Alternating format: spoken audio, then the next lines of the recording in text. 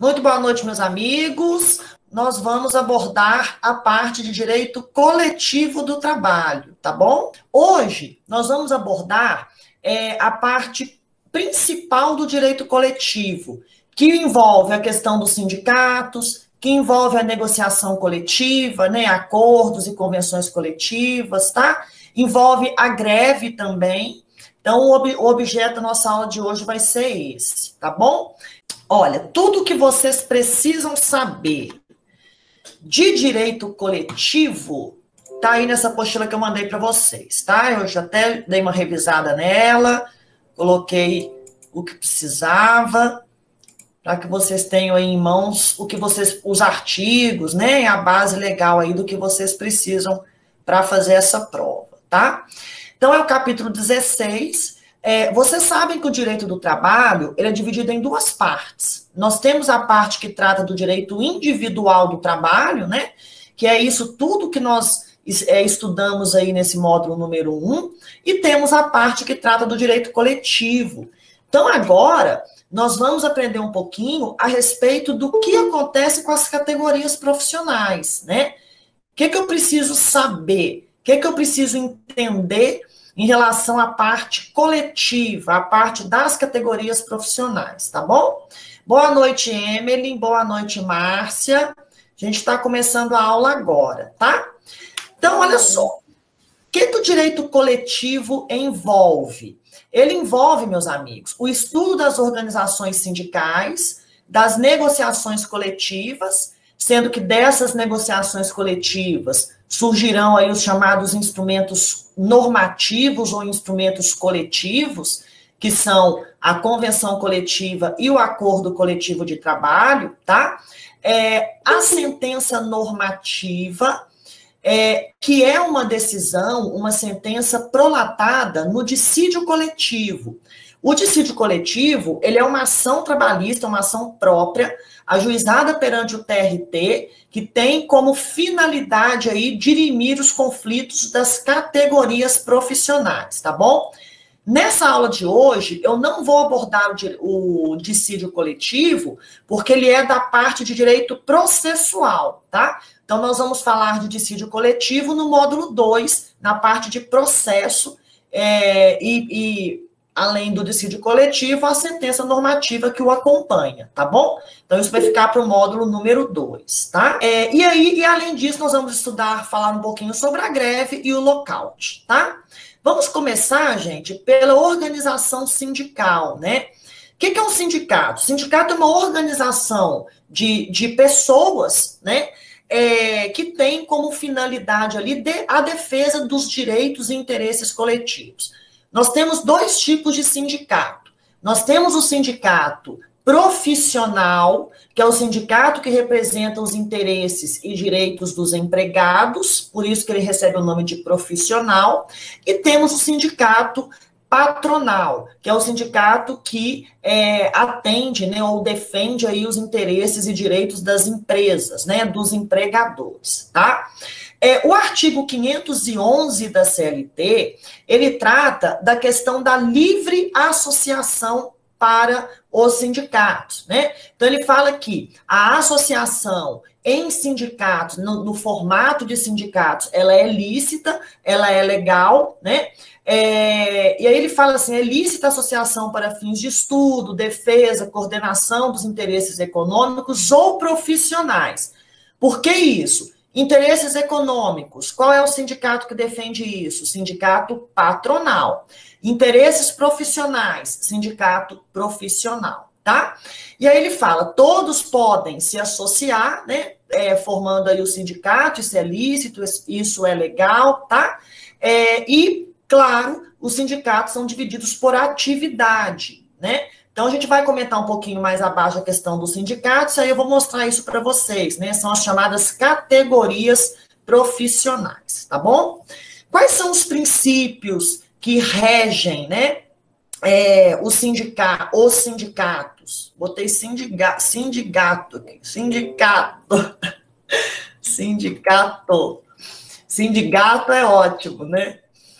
Quais são os princípios, então, que regem aí os sindicatos, tá? Então, eu coloquei para vocês aqui, ó, princípio da liberdade associativa e sindical.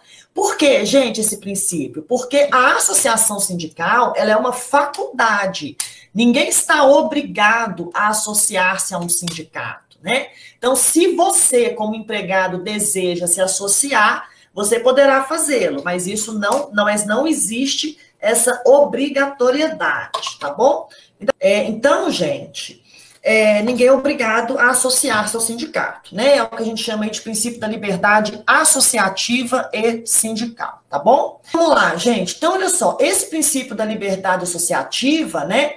Ele traz a questão da liberdade sindical individual, tá? E aqui eu estou falando, né, da liberdade que o empregador e o empregado têm de individualmente e livremente, né, poderem se filiar ao sindicato que representa a sua categoria profissional. Esse princípio, ele tem previsão na Constituição Federal, tá? Então, tá aí artigo 5º e artigo 8º, né? A liberdade sindical coletiva, nós estamos falando tanto dos empregadores quanto dos empregados associarem-se de forma agrupada, tá? E claro, é necessário que exista aí uma atividade comum, similar ou conexa entre esses empregadores ou esses empregados, tá? Também tem previsão aí na Constituição Federal, artigos 5º e artigo 8º, tá? E por fim, meus amigos, o chamado princípio da autonomia sindical, né? Que nada mais é do que empregados e empregadores possuem autonomia, tá? Para se organizarem aí internamente os seus sindicatos. O sindicato, ele possui autogestão, autoadministração, não existe nenhum tipo de intervenção estatal ou controle do Estado no sindicato, tá? Então, é isso que a gente chama aí de princípio da autonomia sindical. Bom, vocês irão se deparar, e essa questão ela já veio na prova uma vez, né? Por isso que eu sempre coloco essa parte da categoria econômica, profissional e diferenciada. A prova já cobrou essa questão da categoria diferenciada, tá? Então, vamos prestar bastante atenção aí para ver o que seria essa categoria diferenciada. Bom, a Constituição Federal, meus amigos, ela menciona, né, ou ela divide aí, ela traz para a gente um sistema de categorias, tá? O que demonstra para a gente que toda a organização sindical dentro do nosso país é feita em categorias. Na CLT, essa organização sindical em categoria existe lá no artigo 570, tá bom? O que é uma categoria econômica? Categoria econômica são as empresas, tá? Então, eu tenho aí uma solidariedade de interesses econômicos, né? Dos empregados, dos empresários. Esses empresários, eles devem possuir o seu negócio, a sua empresa, né? Com as mesmas atividades. Então, a gente pode chamar de atividades idênticas, similares ou conexas, tá? O que a gente chama de atividades similares, né? São aquelas empresas que têm negócios diferentes, mas os ramos são parecidos, né? São próximos uns dos outros. Como, por exemplo, hotéis e restaurantes, né? São categorias diferentes? São, mas são negócios muito parecidos. Lá em Belo Horizonte, aqui eu não conheço, tá? Por isso que eu dou o exemplo de lá. Lá em Belo Horizonte, em frente à minha casa, onde eu morava, tinha lá Sindicato dos Empregados em Hotéis, Restaurantes, não sei o quê, não sei o quê, não sei o quê. Eram vários tipos diferentes de empresas, mas que estavam ali ligados, né? Porque as atividades são atividades similares, tá? As chamadas atividades conexas são aquelas atividades que são diferentes, tá? Mas que uma vai complementando a outra. E aí, um exemplo clássico que a gente tem de atividades conexas são os exemplos da construção civil, né? Eu tenho a pessoa que faz serviço de pintura, eu tenho o que faz o serviço de alvenaria, a parte elétrica, a parte hidráulica, tá? Então, é isso que a gente chama aí de atividades conexas. E as empresas que executam as atividades denominadas de conexas podem, sim, se unirem em um mesmo sindicato, tá bom? A categoria profissional é a categoria dos trabalhadores, né?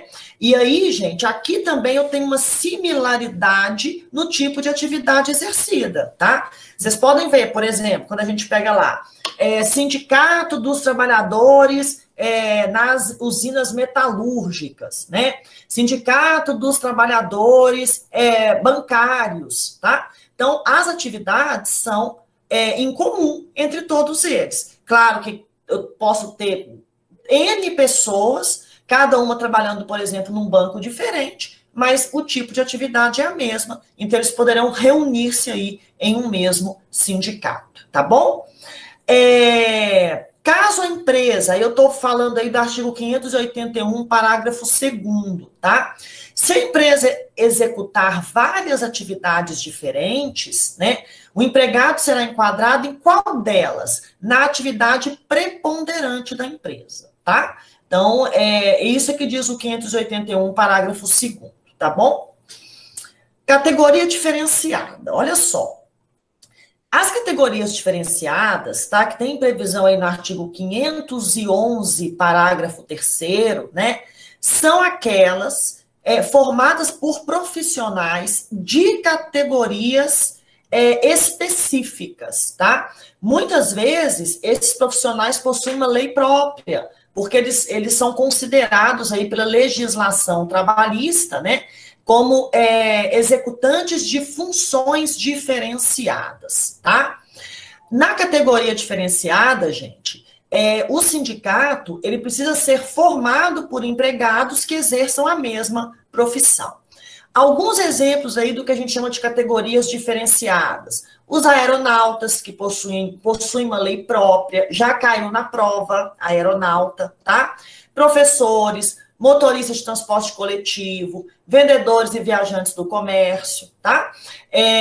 Isso existe no artigo 577 da CLT, um quadro anexo que traz as categorias que são consideradas categorias diferenciadas. Então, não precisa esquentar o cabeção, né? Porque se por acaso vier isso na prova, a CLT está na mão de vocês. Então, vocês vão lá no índice, procurem categoria diferenciada e vai ter lá o artigo 577, por exemplo, tá bom? Aqui é só para vocês entenderem que existe, né? E o que a gente aborda aí nessa parte de direito coletivo, tá? Vejam bem, quando a gente fala em categoria diferenciada, né?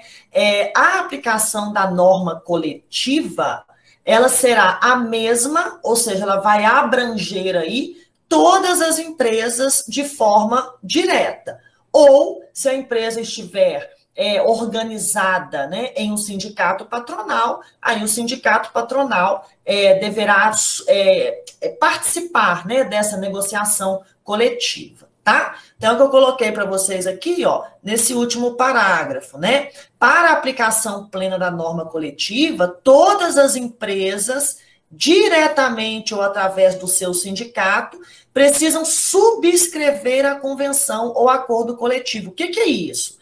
Para que eu possa aderir àquela convenção, àquele acordo coletivo, daquela categoria profissional diferenciada, né, específica, a empresa precisa fazer parte daquela negociação e precisa assinar, né, subscrever a convenção ou acordo coletivo de trabalho, tá? Outra coisa, e se não existir convenção ou acordo coletivo, né? E por algum motivo for ajuizado aí um dissídio coletivo pelo sindicato profissional de uma determinada categoria dessas diferenciadas, tá? Então, a lei, né, a CLT, ela fala o seguinte: os sindicatos patronais, né, eles têm que ser arrolados no polo passivo de eventual dissídio coletivo, né?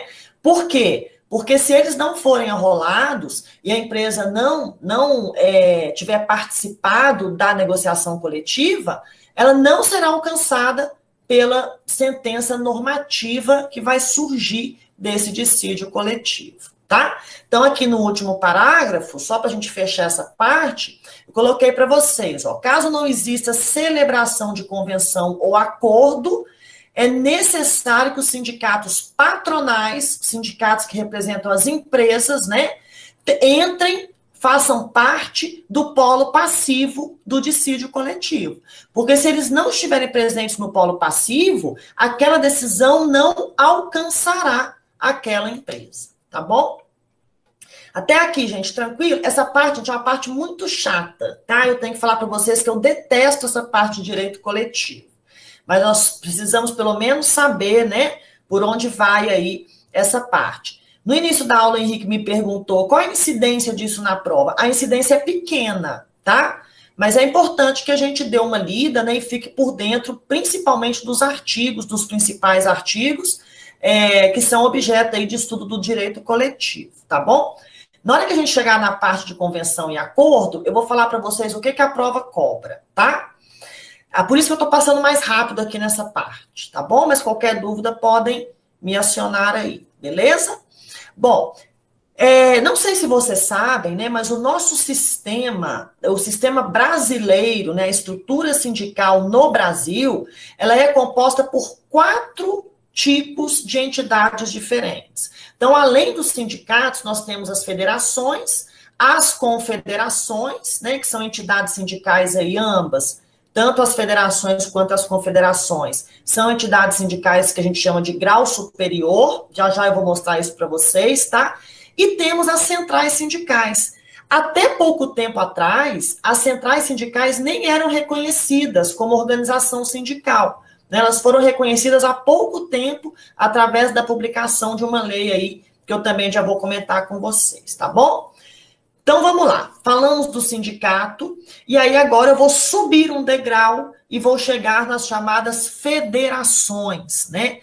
As federações, elas são organizações sindicais organizadas dentro de um estado, tá? Então, toda vez que eu falo em federação, eu estou falando de uma federação estadual, ou seja, que abrange todo um determinado estado, tá? O sindicato, qual que é a base territorial de um sindicato? Normalmente, ela não pode ser inferior a um município, tá? Mas ela pode deter mais de um município. Por exemplo, olha, lá na minha cidade, né? Eu tenho lá, por exemplo, sindicato dos empregados em bares e restaurantes e hotéis e similares de Belo Horizonte e região metropolitana, né? A região metropolitana de Belo Horizonte possui N cidades, né? Cidades grandes, Betim, onde tem a Fiat, Contagem, que é um dos maiores polos industriais que a gente tem lá, né? E várias outras cidades que fazem parte, então, da região metropolitana. Lá existem sindicatos que abrangem não só Belo Horizonte capital, mas também a região metropolitana. Então, a base territorial do sindicato, a lei diz que ela tem que ser de, no mínimo, um município, mas ela pode ter vários municípios ali em um sindicato só, né? Tendo um sindicato só como representativo, tá bom? Voltando, então, à questão das federações, eu saí aí do âmbito municipal e subi para o âmbito estadual. E aí eu tenho ali as federações. Na CLT, elas têm previsão no artigo 534, tá? Então, olha só quais que são as regras que regem aí as chamadas federações, né? Eu vou ter vários sindicatos, tem que ter no mínimo 5 sindicatos, tá? Para se formar uma federação estadual. E aí o artigo 534 fala, né? É facultado aos sindicatos, em número não inferior a 5, desde que representem a maioria absoluta de uma determinada atividade, né? Profissões idênticas e etc. Então, esses podem se organizar em uma federação, tá bom? O importante aí desse artigo é não poder ter menos do que 5 sindicatos para que se forme uma federação, tá? No parágrafo 1º, o que a gente tem? Se já existir uma federação, né, dentro daquele grupo de atividade, tá? Em que deva ser constituída uma nova entidade, esta não poderá reduzir a menos de 5 o número de sindicatos que aquela devam continuar filiados. O que é isso? Já existe uma federação, né, estadual. Eu não posso tirar ninguém daquela federação e passar para outra, porque eu preciso que continue dentro dela, no mínimo, 5 sindicatos, tá? No parágrafo 2º, né? As federações são constituídas por estados, é o que eu já disse para vocês, né? Podendo aí o ministro do Trabalho autorizar a constituição de federações interestaduais ou nacionais. Mas, nessa hipótese, é necessária uma autorização específica. Hoje seria do Ministério da Economia, né? Porque o Ministério do Trabalho não existe mais, tá? Virou Ministério da Economia, né? E, por fim, para a gente fechar essa parte de federação, é permitido a qualquer federação agrupar os sindicatos de determinado município ou região a ela afiliados, tá? A União não terá direito de representação das atividades ou profissões agrupadas, ok?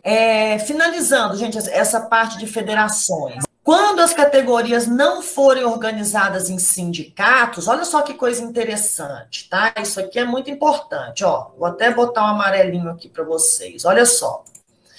Quando as categorias não forem organizadas em sindicatos, as federações podem celebrar convenções ou acordos coletivos de trabalho, tá? Nos casos previstos no artigo 611, parágrafo 2º e 617, parágrafo 1º, podendo até instaurar dissídios coletivos, também aí nos termos do artigo 857, parágrafo único da CLT. Então, veja bem, não é papel das federações a negociação coletiva, no sentido de criar-se uma convenção ou um acordo coletivo de trabalho. Porque tanto a convenção quanto o acordo, eles são documentos muito específicos, né? Então, o acordo é ainda mais específico do que a convenção. Então, isso não é papel normal das federações.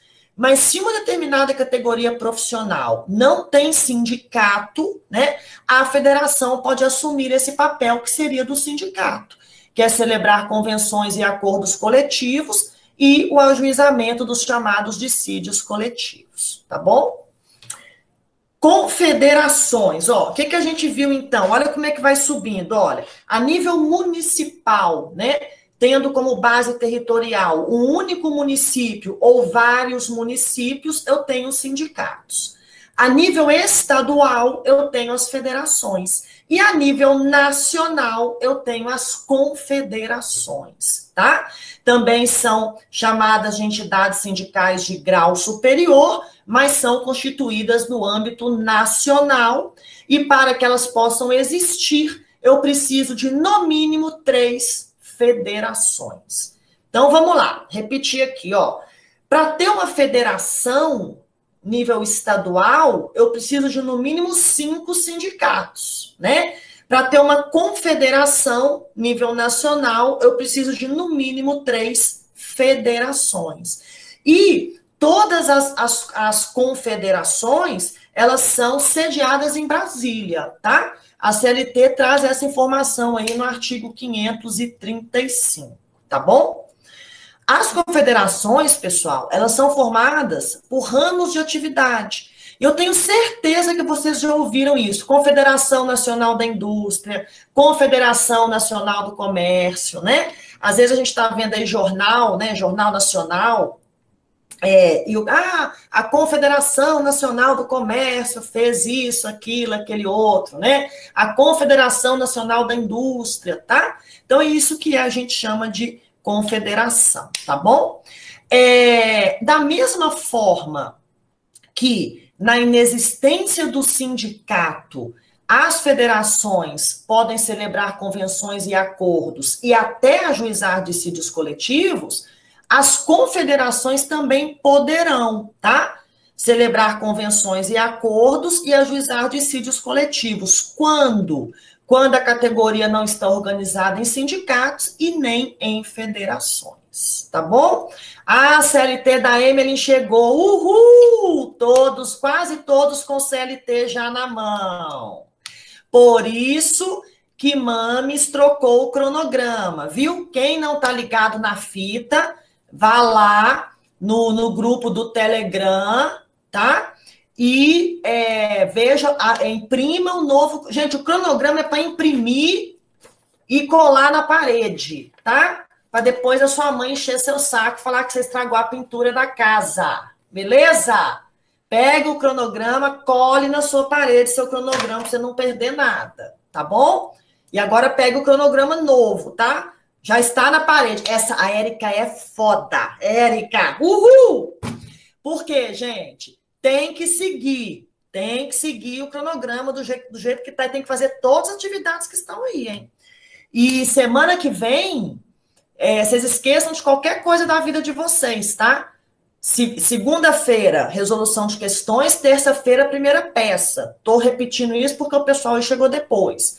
Começamos a fazer questões e peças, acabou a vida, tá? Só vai ter vida agora dia 8, após as 17 horas, dia 8 de agosto. Viu, Rafael? Acabou o negócio de namorar, acabou o negócio de ficar saindo pra balada, tá? Se bem que nem tá podendo, olha o Covid, né?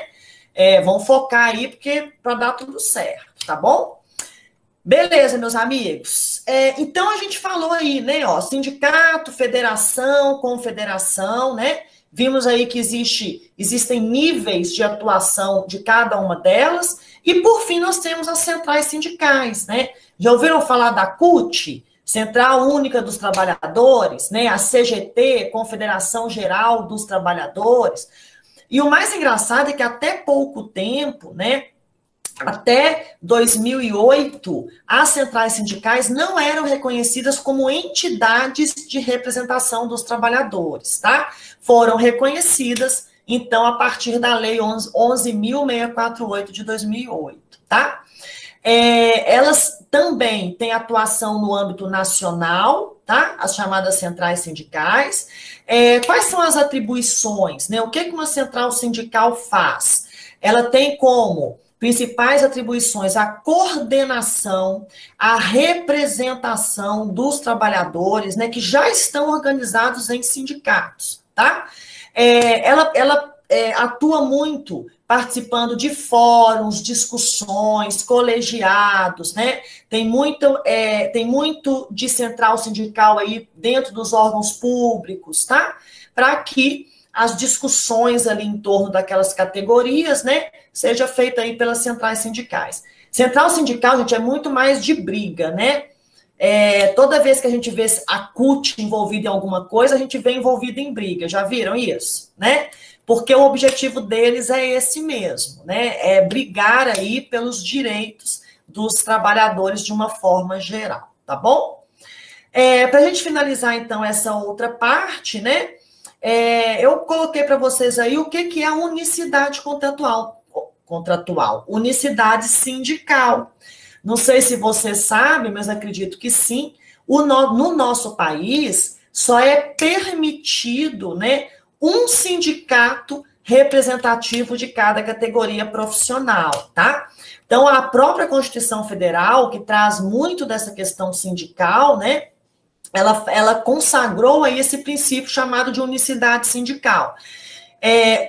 Pelo artigo 8º, inciso 2º, né, não é possível a criação de mais de uma organização sindical em qualquer grau, tá? Então, sindicato, federação, confederação, né, que represente uma determinada categoria econômica ou profissional dentro de uma mesma base territorial, tá? Então, veja bem, se eu tenho aqui Sindicato dos Trabalhadores em Hotéis, Restaurantes e Similares do município de Manaus, dentro desse município não é possível criar-se outro sindicato da mesma categoria profissional, tá? Na verdade, quando a Constituição trouxe essa questão da unicidade sindical, a gente entende que isso veio para poder meio que barrar mesmo a questão do sindicato, né? Porque aí não surge aquele monte, né, de sindicato que representa uma mesma categoria profissional, tá? Então, é como uma forma de, olha, é um sindicato só e olhe lá, né? De impossibilitando mesmo, tá? A criação aí de mais um sindicato dentro de uma base territorial, tá bom? Meus amigos, sobre esse assunto, tranquilo? Alguma dúvida? Existe um limite de trabalhadores associados para a criação de sindicato? Não existe, Marcelo. A lei não estabelece um limite, não. Tem sindicato que tem pouquíssimas pessoas, né, associadas. Tem sindicato que tem não sei tantas mil pessoas. Por exemplo, sindicatos bancários. É um sindicato enorme, né? É um sindicato forte. A maior parte dos bancários são sindicalizados, né? Da mesma forma, existem sindicatos bons, sindicatos que estão ali realmente para proteger, né, e lutar pelos direitos dos trabalhadores, por exemplo, mas existem sindicatos que também não servem para nada, né? Então, assim, muito da questão da sindicalização vai do que o sindicato faz pelo sindicalizado, né? Quando eu morava em Belo Horizonte ainda, eu dava aula em algumas faculdades, né? E eu sou sindicalizada lá pelo Simpro, que é o Sindicato dos Professores, né, de Belo Horizonte e outros municípios ali. Gente, todo mês descontavam um valorzinho lá do meu salário, né, que é a chamada contribuição sindical. E essa contribuição sindical, ela só é devida quando o empregado é sindicalizado, tá? Não existe mais aquela contribuição sindical obrigatória, porque a reforma trabalhista acabou com ela, né? Antes da reforma trabalhista, o empregado, todo ano, pagava para o sindicato o valor equivalente a um dia de trabalho dele, né? Era pago sempre no mês de março, era autorizado o desconto em folha, e aí depois era repassado para o sindicato. Essa era a contribuição sindical obrigatória, que não existe mais. A contribuição sindical que existe hoje, ela é um desconto permitido pelo próprio empregado, né? Mas aí eu estava contando para vocês o seguinte, eu era sindicalizada, descontava uma mixaria lá do meu salário todo mês, mas era a melhor coisa que eu fiz na minha vida. Por quê? A minha filha, que hoje tem 23 anos de idade, ela estudou a vida inteira em uma escola particular com bolsa de 50%. Aonde que eu consegui essa bolsa? No sindicato. Então, era um valor, né, indireto que eu recebia e que foi, para mim, assim, sensacional. Então, eu pagava lá 20 e poucos reais por mês, mas, em compensação, tinha 50% de bolsa na escola. Então, imagina aí que você pague hoje para o seu filho aí, sei lá, R$ 1.500 de escola, né? Pagava metade disso. E a vida inteira ela estudou com essa bolsa do sindicato. Então, era um sindicato muito representativo, os professores faziam questão de fazer parte do sindicato, né? Tinha desconto de plano de saúde da Unimed, um monte de coisa que eles faziam ali. Agora, tem sindicato de muita força. Agora, tem sindicato, gente, que não faz nada. Só existe para tirar dinheiro do empregado. Não faz nada. E aí o empregado vai querer sindicalizar-se aquilo ali? Não, né? Porque ele não vê retorno como sindicalizado, né? Então, é mais ou menos dentro disso aí, tá? Bom, de todo o conteúdo da parte de direito coletivo que cai na prova, é essa parte aí desse número 2. É convenção e acordo coletivo de trabalho, tá? A banca gosta de cobrar a convenção e o acordo coletivo de trabalho. Então, a gente vai comentar aí um pouquinho a respeito dessa parte, que vocês estudaram, inclusive, para a primeira fase, né? Então, não é muito diferente disso. Primeira coisa, lá no artigo 611, né, que é um dos artigos importantíssimos, quando a gente fala de convenção e de acordo, né, ele vai falar o quê? Que a negociação coletiva feita entre sindicato profissional e sindicato patronal, ou a negociação coletiva feita entre sindicato profissional e empresa, vai gerar um documento formal, tá? Esse documento formal, ele vai ser uma convenção coletiva de trabalho quando a negociação for realizada entre dois sindicatos. Sindicato profissional versus sindicato patronal, o que surge dessa negociação é um instrumento documento formal denominado de convenção coletiva de trabalho, tá? Diferente por quê? Porque ele surge da negociação entre o sindicato profissional e uma ou mais empresas. O que a gente pode perceber disso?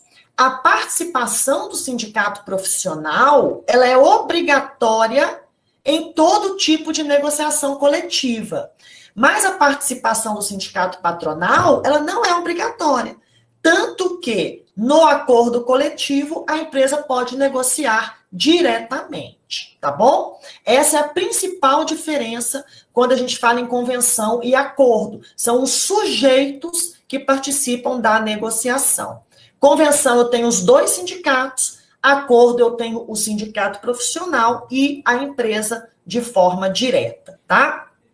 Outra coisa, existe uma diferença também no conteúdo da convenção e do acordo coletivo.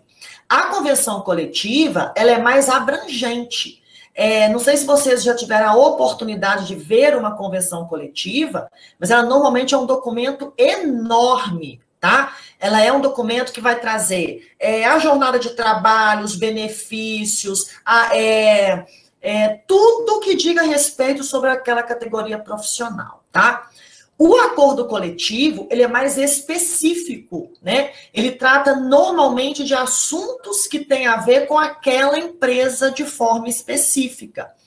É possível, por exemplo, que através de um acordo coletivo, a empresa decida colocar todos os empregados em férias coletivas pelo prazo de 30 dias. Tá vendo como é uma situação específica?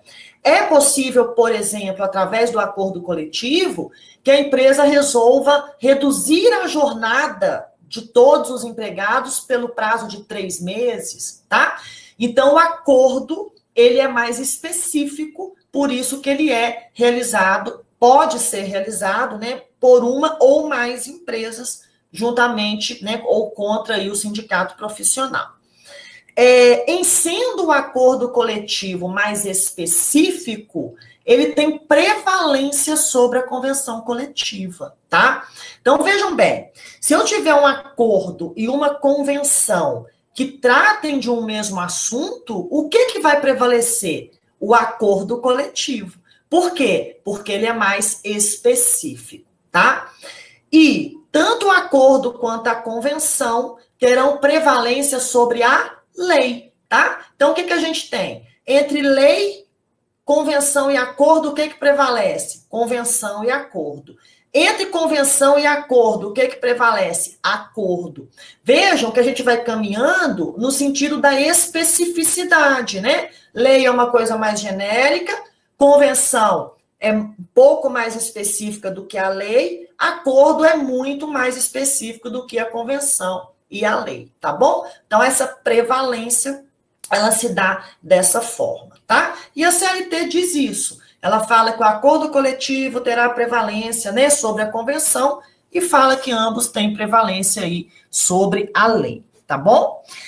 Então, isso está no artigo 611, né? Já coloquei isso aí para vocês, tá? Tudo isso que eu falei já está descrito aí nessa parte aí do inciso do número 2. Pessoal, tanto a convenção quanto o acordo, né, eles têm um prazo máximo de validade. E esse prazo máximo é de 2 anos, tá? Para ambos, prazo máximo. Posso fazer um acordo de 1 ano? Posso. Posso criar uma convenção com vigência de 1 ano? Posso. O que eu não posso é ultrapassar os 2 anos. Normalmente, as convenções coletivas são criadas para vigorarem pelo prazo de 2 anos. Já viram uma convenção? Ela vem assim, convenção coletiva da categoria tal, 2001, 2002, né? 2020, 2021, né? Porque é exatamente esse prazo aí de vigência de 2 anos, tá? Que mais que a gente precisa falar? Outra coisa importante.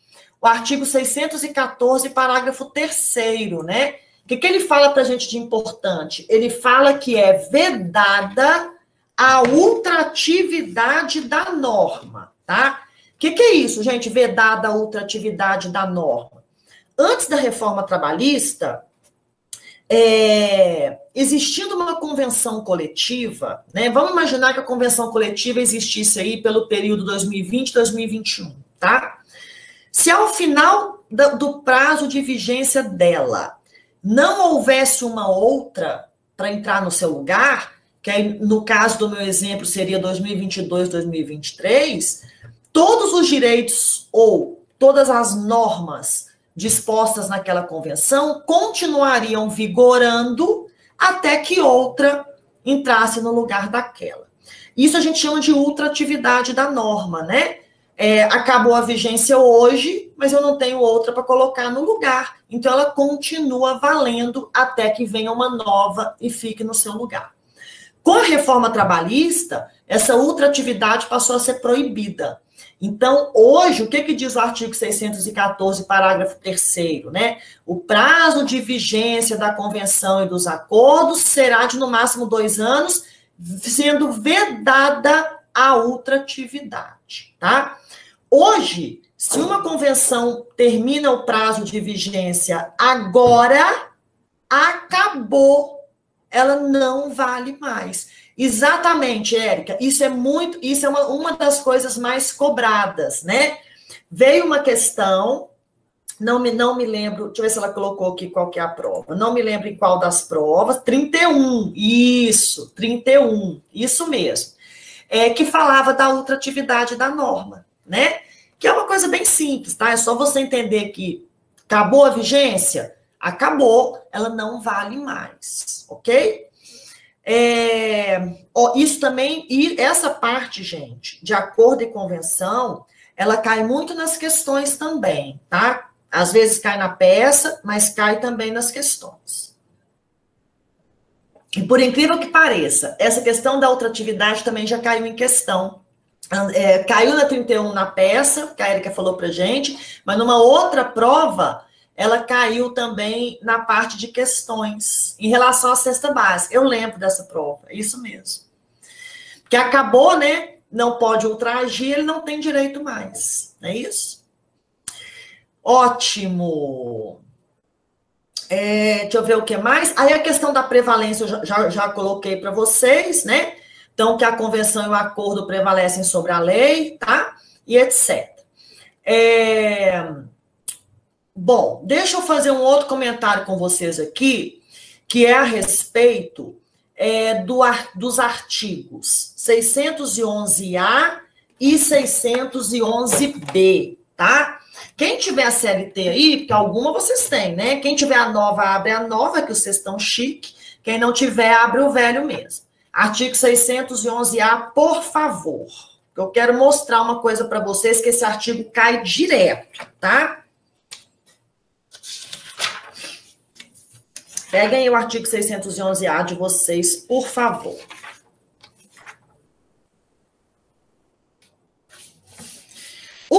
O acordo ou convenção pode ser reeditado após o seu término, tem que fazer uma nova, não é uma reedição, né? Tem que fazer uma nova.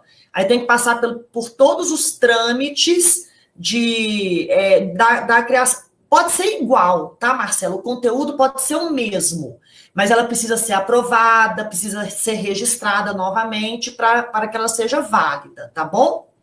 Pode ser a mesma escrito, mas tem que fazer de novo o trâmite legal para que ela tenha validade, tá? Pessoal, olha só. O artigo 611A, ele traz aquilo que é lícito negociar através de convenção ou acordo, tá? Na primeira fase, eu sempre bato com vocês nesse artigo 611A. Por quê? Porque a FGV está cobrando muito. Tava, né? Agora a gente nem sabe mais o que está cobrando, né? Agora está cobrando transcendência, né? Está cobrando Mercúrio retrógrado. É mais ou menos isso que estão cobrando agora, né? Mercúrio estava retrógrado. Rafael está procurando o Vinícius até hoje, né, Rafael? Não acha o Vinícius? Vinícius está com quem? Com Lázaro, que também ninguém acha. Ninguém acha Vinícius, ninguém acha Lázaro, ninguém acha ninguém. Inferno. Mas vamos lá, olha só. O que o artigo 611A traz? Aquilo que é lícito negociar.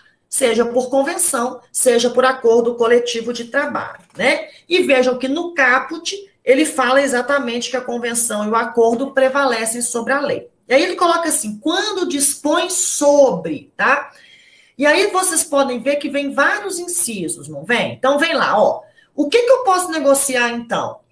O pacto quanto à jornada de trabalho, né, observados os limites constitucionais. A jornada de todo mundo é de 6 horas, né, a jornada é de 12 por 36, tá? Então, isso é negociado, pode ser negociado.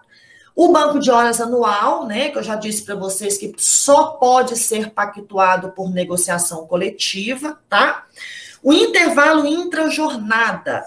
É possível, através de negociação coletiva, reduzir o intervalo intrajornada para 30 minutos. Claro, naquelas jornadas que são superiores a 6 horas, né? E que tem, via de regra, um intervalo intrajornada de no mínimo 1 hora. Através de convenção ou acordo, esse intervalo poderá ser reduzido para 30 minutos, tá? Lembrando, nós já falamos isso aqui na aula sobre jornada, que ao final o empregado precisa sair aí meia hora mais cedo. O que mais, gente, que a gente tem aí, ó, no inciso 4º, né? Adesão ao chamado programa Seguro Emprego, que é um programa específico, não precisa preocupar com isso. Plano de cargos e salários, né? Também conhecido aí como quadro de carreira, tá? Se a empresa quiser criar um plano de cargos e salários, ela pode fazer isso via convenção coletiva, né? Normalmente é feito via convenção mesmo, tá? O regulamento da empresa, tá? Também aí é negociado através de convenção coletiva, normalmente, né? A indicação da necessidade de um representante dos empregados dentro da empresa, tá? O teletrabalho pode ser negociado por negociação coletiva, o regime de sobreaviso e o trabalho intermitente, que é o inciso 8º. O inciso 9º, a remuneração por produtividade e a questão das gorjetas. Lembram na aula de remuneração que eu disse para vocês que a forma de rateio das gorjetas, o percentual de retenção, deverá ser negociado através de convenção ou acordo coletivo de trabalho, né? E na falta deste, poderá ser criada uma Assembleia Geral de Trabalhadores. Mas a gorjeta, ela é muito comum de ser negociada em convenção coletiva, tá? A forma de pagamento, o percentual a ser retido pelo empregador, tá bom? O que mais? No item 10, a modalidade de registro de jornada. E aí, pessoal, olha só, no inciso 10, o que a gente tem? A modalidade do registro de jornada. O que é isso? O ponto vai ser batido como? Através de ponto eletrônico, né? Ou a empresa criou um aplicativo, né? Que o empregado chega, já faz ali o seu ponto, já bate seu ponto. É a forma de marcação da jornada, tá? No inciso 11, a troca do feriado, né? Às vezes a empresa resolve aí pegar todos os feriados que cairão em dias de semana e passar para sexta-feira, por exemplo, ou para segunda, né? Não tem nenhum problema. No inciso 12, o enquadramento do grau de insalubridade. Veja bem, pessoal, o percentual do adicional de insalubridade, ele não é negociável, nem o percentual da periculosidade, também não é negociável. O que pode se negociar é o enquadramento do grau. Por exemplo, as pessoas que exercem tais funções estão enquadradas no grau médio de insalubridade, tá? Ou no grau mínimo ou no grau máximo. É só enquadramento do grau, não tem a ver com percentual de adicional, porque os percentuais não podem ser negociados, tá bom?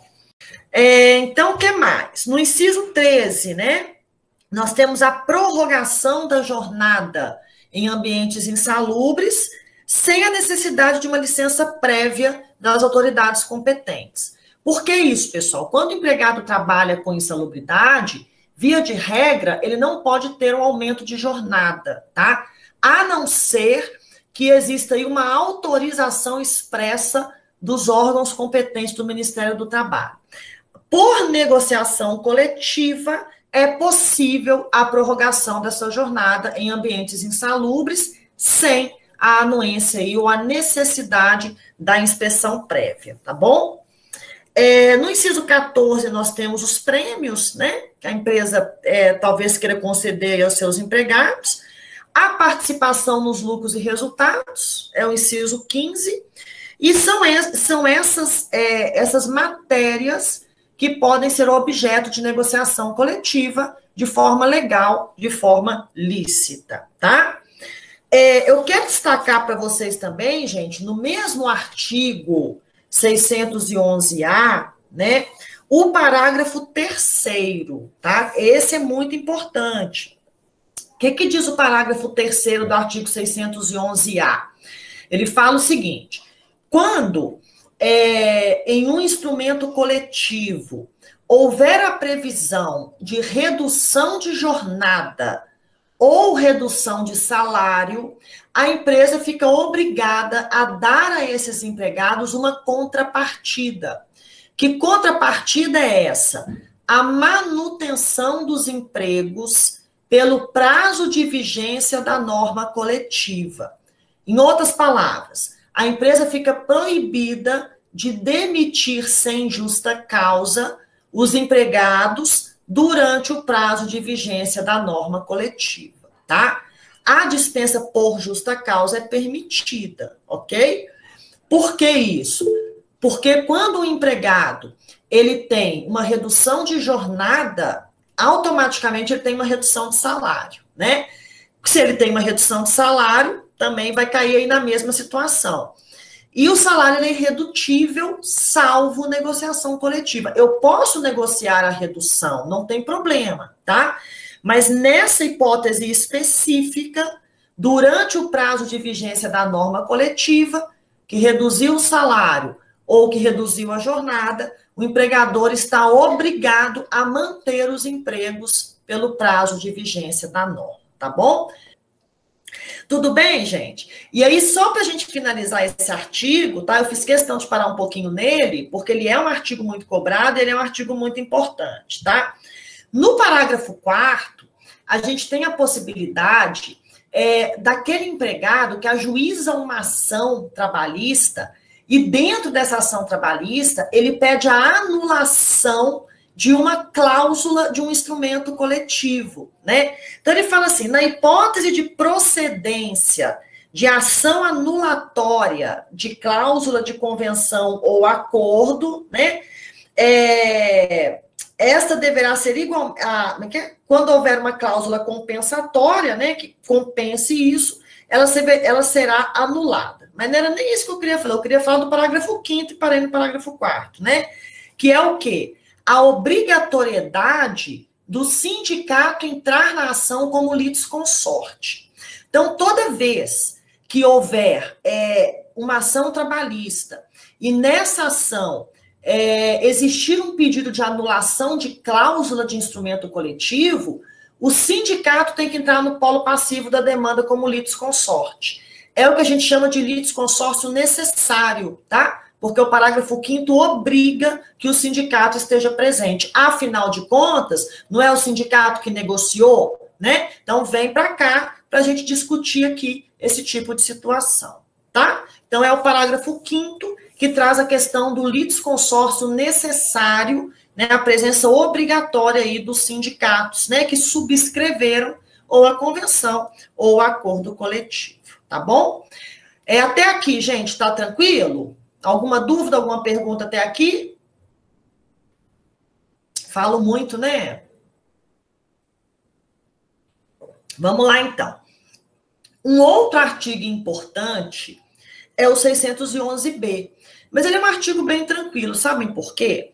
Porque ele traz aquilo que não pode ser negociado através de acordo ou convenção. Então, enquanto no 611-A eu tenho aquilo que é lícito, no 611-B eu tenho aquilo que é ilícito. E quando a gente dá uma lida no artigo 611-B, a gente se depara com o quê?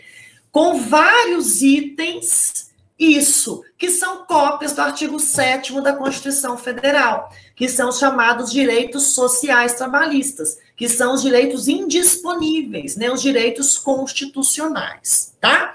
Então, aqui, ele fala, constituem objeto ilícito, né, de convenção ou acordo a supressão ou redução dos seguintes direitos. E aí você tem aí uma cópia do que está lá no artigo 7º da Constituição, né? Normas de identificação profissional, seguro-desemprego, o percentual de recolhimento de depósito, percentual do depósito do FGTS de 8% para os empregados comuns, 2% para o menor aprendiz, o valor do 13º salário, o adicional noturno, a proteção do salário, salário família, repouso semanal remunerado, né? O adicional de hora extra, que está aí no inciso 10, de no mínimo 50%. O número de dias de férias, né? De 30 dias de férias, não posso negociar. O gozo de férias anuais, né? Pagas com 1/3, é o que a gente chama de terço constitucional, tá aí também, tá lá no artigo 7º. As licenças paternidade e maternidade, né? A proteção do mercado do trabalho da mulher, o aviso prévio, as normas de saúde, higiene e segurança dos trabalhadores, o adicional de periculosidade e insalubridade, tá? Deixa eu fazer um comentário aí nesse inciso com vocês.